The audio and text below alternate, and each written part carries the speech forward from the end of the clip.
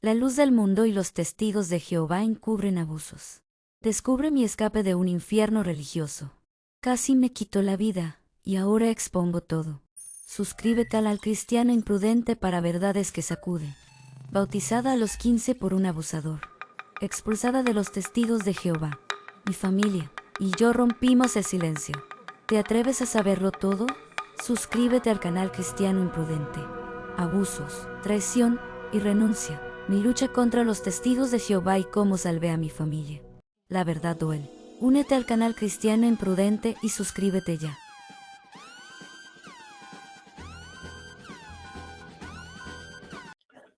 Bien, Dios los bendiga. Bienvenidos a su canal Cristiano Imprudente.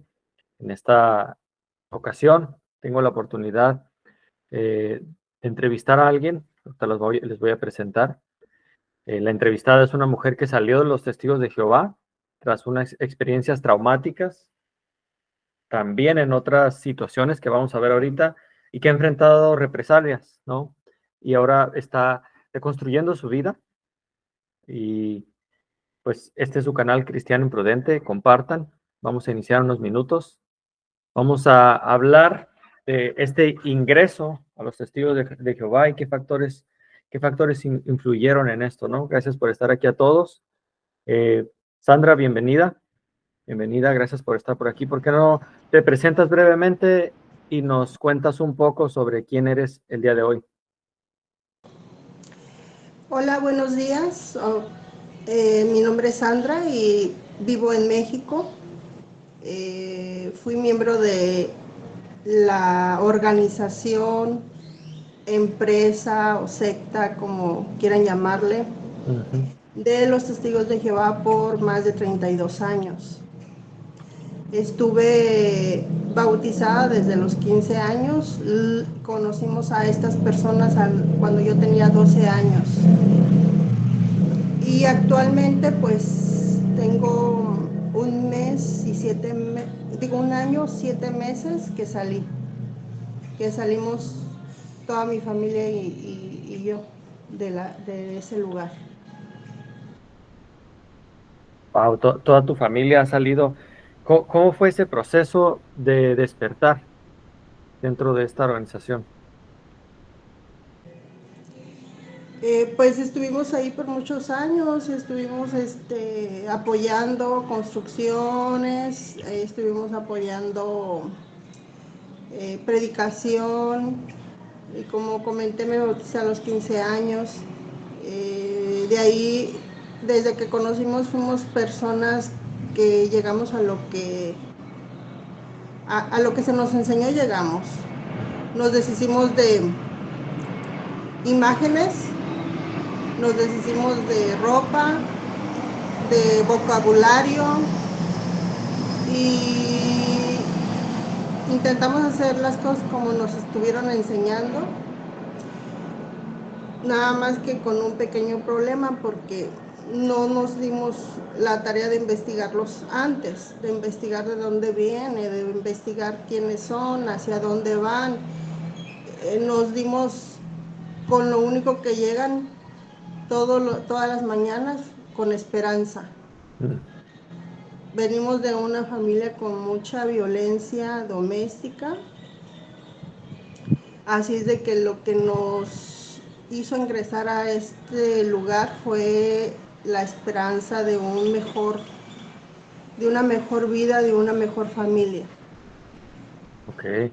Me comentabas ahorita que te bautizaste a los 15 años, ¿no? Es una edad donde pues todavía no has terminado de formar tu identidad, ¿no? Pero me gustaría saber qué factores influyeron en esta decisión de bautizarte, ¿no? Mencionabas por ahí en el chat que platicamos que hubo la presión de un anciano, según tu relato cometió algunos actos indebidos. Entonces, todo esto también, no sé si nos puedas contar sobre eso. ¿Qué fue lo que te llevó a la edad de 15 años a decir, bueno, me quiero bautizar? Como dije anteriormente, pues venimos de una familia con violencia, así es de que lo que intenté yo era agradar a mis papás, por una parte. Ok. Y por otra parte es que donde llegamos a vivir, dado que mis papás no estaban con nosotros, había un anciano que según él se hacía pasar por nuestro tutor. Digo que se hacía pasar porque estaba a su cargo nuestra enseñanza. Tanto mis papás como mi abuelita pues hicieron muy fanáticos y ellos nos decían a todos que obedeciéramos, y más porque le empezaron a ver a estas personas como si fueran pues unas personas muy superiores a nosotros. Así es de que decidieron darles, darles autoridad sobre nosotros, y más a este que era el coordinador entonces de la congregación donde llegamos. Así es de que él pasaba a darnos nuestras vueltitas, pasaba según él a vender unas guayabas que vendía, a tomar agua. Ese era su paso, porque relativamente mi abuelita vivía en el paso de todo el pueblo. O sea, antes de llegar al pueblo pasaban por ahí. Ok. Antes, así es de que el señor pues aprovechaba y pasaba, y muchas veces no estaba mi abuelita. La mayoría de veces no, porque mi abuelita pues iba a las compras, al médico o con otras tías. Así es de que llegaba el hombre y pues se aprovechaba de la situación, de que estábamos solos. Éramos, para en total, somos nosotros 6, 5 hermanos. Bueno, mi hermana mayor se casó muy joven, y los más Dentro de los chiquitos. testigos también, perdón, tu hermana mayor, casada. No, ella no, nunca fue testigo de Jehová. Okay. Nada más, ella se casó cuando nosotros ya habíamos ingresado. Okay. Entonces, yo estaba a cargo de mis otros 4 hermanos, y mi abuelita tenía 3 niños de la misma edad que nosotros. Así es de que la mayor de todos esos 8 jóvenes niños era yo. Yo era la que estaba entrando a la adolescencia, así es de que estaba a cargo de ellos. Y pues llegaba el hombre y que dame un vasito de agua, o que dónde está tu abuelita, o déjame descansar, o déjate leo este texto, o llegaba a preguntar por nosotros, por mis papás, porque mis papás estaban en otro país. Y en esas oportunidades él aprovechaba y manoseaba, hacía sus recorridos. Nadie se enteró porque lo hacía cuando no estaba nadie presente. Los niños jugaban de un lado para otro. No llegó a más porque los niños de repente llegaban corriendo a tomar agua. Entonces no tuvo la oportunidad, pero me imagino que si lo hubiera tenido, la hubiera aprovechado. Wow. Y eso pues ahí quedó. Nunca lo hablé porque, como te digo, venimos de una familia que tenía mucha violencia.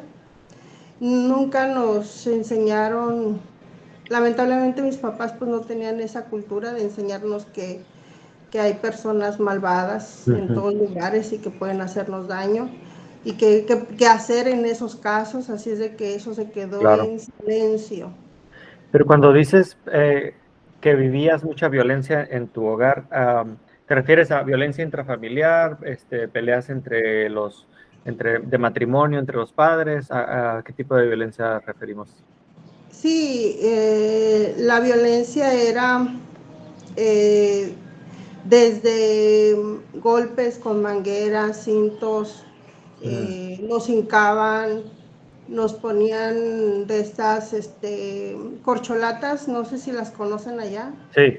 en los pies, en la parte de abajo, y nos Wow. encima de ellos, y luego nos ponían, mi mamá nos Sí. ponía unos tabiques en cada En mano. las manos. Entonces era una violencia extrema.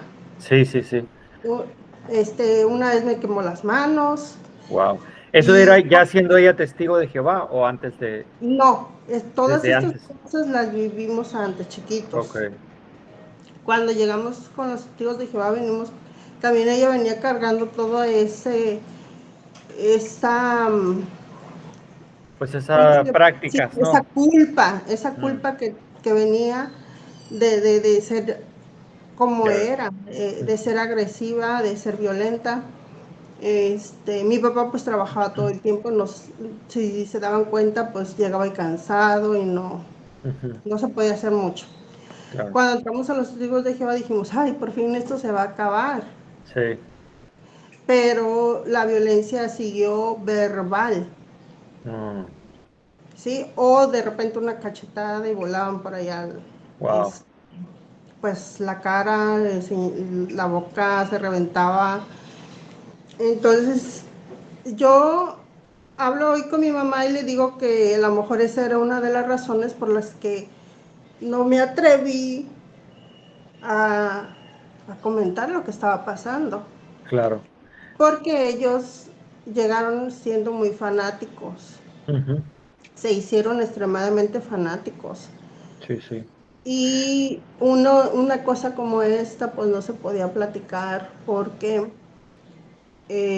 después con el paso del tiempo, pasaron otros eventos a los cuales ellos siempre le dieron la razón a los ancianos. Como era de esperarse, ¿no? Ajá, entonces eso se quedó ahí, se aguardó, nunca más se supo de eso. No, Wow. no lo recordé, Como que no. tu subconsciente quiso como apagar eso, ¿no? Y obviamente ahorita eres consciente de lo que sucedió en ese tiempo, pero esos tocamientos indebidos en esa etapa de tu vida, de esos 15 años que mencionabas, muy probablemente no eras consciente de la gravedad de lo que estaba ocurriendo con ese anciano, me puedo imaginar, ¿no? A esa edad temprana, tal vez tu mente no alcanzaba a vislumbrar realmente lo que estaba sucediendo, lo que estabas viviendo al estar a cargo de tus hermanos, al venir de este contexto de violencia, de empezar a normalizar la violencia que estaba sufriendo. Me puedo imaginar que no eras consciente de la gravedad de lo que ocurría con este anciano. ¿Cómo se manejó esta experiencia dentro del contexto de la organización? Es decir, tú seguías asistiendo a estos cultos, cómo le llaman? Pues sí, estos cultos en los salones del reino. ¿Qué papel jugaba la comunidad de los testigos de Jehová en esta etapa de tu vida?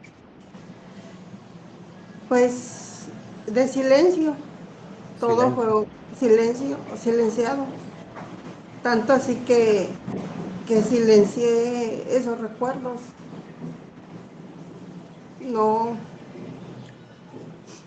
No, no lo recordé. Y seguí y Ujú, me bauticé coaccionada por él porque él también me hizo las preguntas. Este, y al bautizarme él se fue a servir a otro lugar. ujú. Él sabía lo que estaba haciendo. Claro, obviamente. Y, y Él puedo, pensó que iba a crecer yo y lo iba a denunciar, pero yo la verdad no recuerdo nada. wow. No, el dolor, la vergüenza y todo eso me hizo olvidarlo. Ujú, claro. Entonces yo seguí fiel a eso, a, a, a la religión, a, a los ancianos, a la congregación y seguí como una sierva normal, así, como una esclava ahí. Entonces llegó el momento en que fui creciendo, vinieron los deseos que acompañan a la juventud. Claro. Eh, Entré a un trabajo y me casé. con un trabajador que conocí ahí, que no era creyente. Me expulsaron sin hacerme el comité. Simplemente dieron mi anuncio y dejé por 7 años. Pero te expulsaron por haberte casado con esta persona que no era testigo. Ese fue. Sí, Ok. Menciono esto porque, primero que nada, gracias Sandra por abrirnos tu corazón y pues sé que esto no es fácil compartirlo. También les pido ahí los que están en el en vivo, pues nos dejen saber si se escucha bien. Yo traigo los audífonos y de repente cuando pasa un avión, si se escucha muy fuerte, sí te alcanzo a oír, pero no sé cómo vaya a salir la transmisión, si realmente se alcance a percibir. Igual yo le voy a tratar de agregar subtítulos en caso de que no se escuche, pero hoy en día, tú conoces, o me imagino has escuchado del libro Pastoreen, ¿verdad? sí, ¿Lo has leído? ¿Has llegado a esa sección los casos de abusos? sí, tuve que hacerlo. Cuando hace poco empecé a recordar por eventos que fueron pasando, hasta que eso explotó. Eh, Me metí a buscar ayuda, porque yo sabía que dentro de la congregación no iba a suceder. Se lo comenté a 2, 3 personas Mm, y lo único que me dijeron fuera que dejara todo en manos de Jehová. Era el momento que ya no iba a permitirlo, ya no iba me sentí traicionada, me sentí timada, me sentí mal porque toda mi vida la dediqué a eso. claro, Y si no hubiera callado esos recuerdos, si no hubiera silenciado esos recuerdos, no me hubiera quedado ahí. Yo estoy segura que hubiera crecido, hubiera hecho justicia, hubiera denunciado, porque no soy una persona que me guste dejarme. ujú, Entonces, cuando vienen estos recuerdos, me sentí muy mal conmigo misma, me sentí una tonta, porque yo seguí ahí, le dediqué todo mi tiempo a eso, le dediqué todas mis energías, mi fuerza, mis opiniones, mis decisiones, todo fue basado en eso. claro. Claro, viene la culpa, ¿no? De decir, eh, ¿por qué pude caer en esto? Fui tan tonto, cómo me dejé embaucar. Y es mi tema con las organizaciones coercitivas, que también ya vamos a hablar un poco también de la luz del mundo, ¿no? Pero este es mi tema por el cual siempre trato de dividir sectas de organizaciones coercitivas. No mucha gente sabe esto, no mucha gente sabe la distinción. Generalmente se usa el término secta para desacreditar a las personas. Este término se usa en política, en religión. Una secta no necesariamente es mala, ¿no? O sea, me refiero si decidimos organizarnos para todos los fines de semana comer ceviche, ¿no? Y organizo a la comunidad y eso podría ser una secta, pero no necesariamente es mala. Lo terrible es cuando se vuelve una organización coercitiva y una organización coercitiva busca precisamente eso, hacer coerción, es decir, mover a las personas a hacer lo que ellos quieren, so pena de muchas cosas, so pena de expulsión, so pena de... En el caso de las organizaciones coercitivas, que comúnmente la gente conoce como sectas, las personas creen que solo la gente ignorante cae en este tipo de organizaciones y eso es totalmente falso. Una organización coercitiva va a buscar darte en el punto donde tú eres vulnerable para atraerte. Y ahí tenemos incluso a estrellas de Hollywood como Tom Cruise, o sea, podríamos mencionar muchas personas de éxito, intelectuales, que caen en estas organizaciones. Uno de ellos es César Vidal, que es una persona, es un erudito, y él cayó en los testigos de Jehová, salió, o sea, él mismo cuenta su caso, incluso escribió un libro, y realmente tanto para ti, tanto para los que nos están escuchando, haber caído en una secta, no debemos permitir que nos haga sentir como fuimos tontos de haber caído en eso. ¿Por qué? Porque la organización coercitiva no, su manera de abordar a la gente no es solamente buscar personas sin estudio o que no están preparadas, no, es darte aquello que te resuelve el problema que tú tienes. Por eso hay organizaciones coercitivas que desfalcan personas, o sea, les quitan su dinero, les prometen que su negocio va a crecer, etcétera. Entonces, en el caso de los testigos de Jehová, generalmente hemos visto que ellos, su manera de causar esta coerción es llegar con personas con personas que tienen una necesidad espiritual o sentimental, ¿verdad? Que están pasando por un bache donde pues necesitan ese auxilio, ¿no? De este tipo de organizaciones. Entonces, uh, ya nos platicaste un poco de ese tiempo, ese periodo oscuro, ¿no? De abuso. Nos comentas, a los 19 años te casaste con alguien de la luz del mundo. Ahorita volveremos con los testigos de Jehová. Quiero hacer como un overview de todo. Pero dices, después de ese tiempo eres expulsada. Obviamente nadie hace contacto contigo. Y a los 19 te casas con alguien de la luz del mundo. Eh, ¿Cómo fue notificado o si supiste si hubo alguna notificación de tu expulsión, este castigo, ostracismo que se practica? ¿Qué impacto tuvo en tus relaciones con tus familiares cercanos, en este caso tus padres? Yo me enteré por mi mamá porque el anuncio lo dieron en una reunión. Entonces yo le hablo a mi mamá y me dice que ya no podemos comunicarnos porque ya dieron mi anuncio. Entonces yo ya estaba con la persona con la que me casé. Y obviamente de ahí pues se vino todo para abajo porque yo sabía lo que iba a pasar si me expulsaban. Lo sabía porque yo había visto por muchos años el comportamiento que tienen con los expulsados. Entonces mi mamá me dijo, ya sabes lo que tenemos que hacer. Y que era pues romper todo lazo, toda comunicación y todo. Así es de que yo por vergüenza, por muchos sentimientos que me dio y me la pasaba llorando,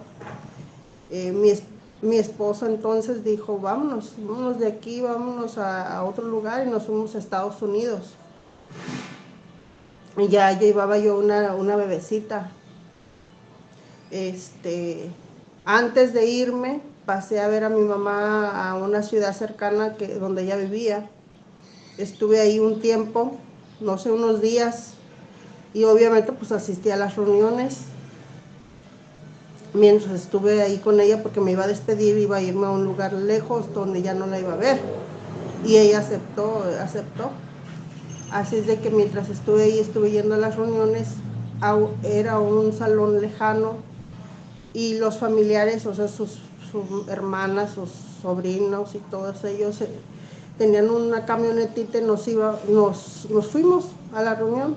De repente, cuando terminé la reunión, yo iba con mi bebé y todo, le hablan a mi mamá y a mi tía, los ancianos, y les dijeron que si yo estaba expulsada, que no me podía ir con ellos a la reunión en la camioneta.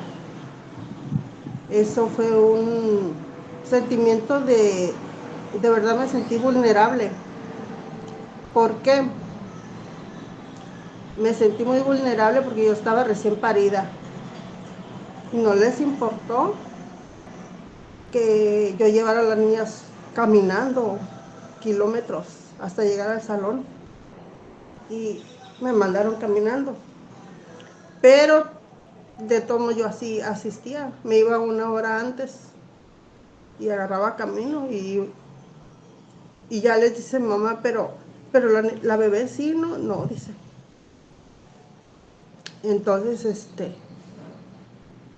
fue una de las veces que sentí el ostracismo a todo lo que da, porque no les importó mi condición, así me mandaron.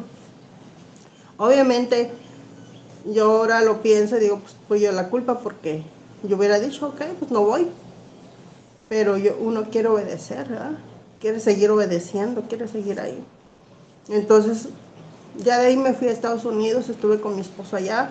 Como acabo de comentar, pues él era también de la luz del mundo, viene de una familia también con muchos problemas también. Haz de cuenta que nosotros nos encontramos en la misma situación. Yo con una familia disfuncional, violenta, y él igual. Así es de que nos juntamos dos seres con mucho sufrimiento a seguir sufriendo. ¿Por qué? Porque obviamente que su familia no me aceptaba, mi familia no lo aceptaba. Eh, Él quería regresar a su religión, yo quería regresar a la mía, y había mucho, yo jalaba Mucha para acá, él fricción. jalaba para acá, sí. Mm. Y no nos poníamos de acuerdo. Él fue muy buen padre, fue muy buena persona. Y, y yo también, o sea, yo no me considero mala persona, pero nos hicimos mucho daño por las creencias que ambos cargábamos. Mucho daño. Él empezó a tomar, empezó a querer que me quedara con él los días de reunión. Yo no quería. Nos peleábamos las niñas. Él las quería llevar a su religión, yo a la mía. Hubo mucho conflicto matrimonial también. A pesar de que él fue muy buen hombre, terminó por cansarse y se fue. Y se fue ya una vez que estábamos aquí en México, porque yo lo hice que nos viniéramos porque yo quería regresar. Y allá no podía, nada más no podía y no me podía. Duré 7 años fuera. Entonces le dije, vámonos, le dije, porque no puedo yo estar por acá lejos, necesito estar cerca de con mi mamá para que nos apoye.